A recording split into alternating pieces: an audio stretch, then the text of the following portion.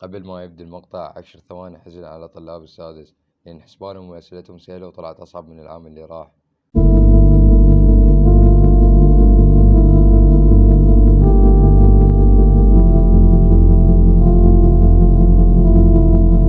إنجازات الحكومة العراقية من 2003 إلى الآن. أولا،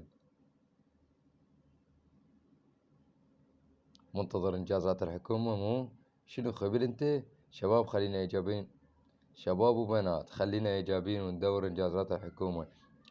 من أنا بحثت لقيت إنجازات طويلة وعريضة.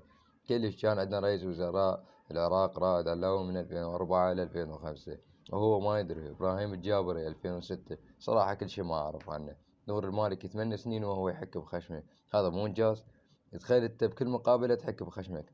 حيدر العبادي 4 سنين وهو يقول للبعض، هذا مو إنجاز؟ عادل عبد المهدي أقوى إنجاز بالعالم وزع عدس. ولكم وينك ودولة توزع عدس؟ قرأت تاريخ الحكومات كله وما لقيت دولة توزع عدس. طبعا خلصنا إنجازات الحكومة. باي.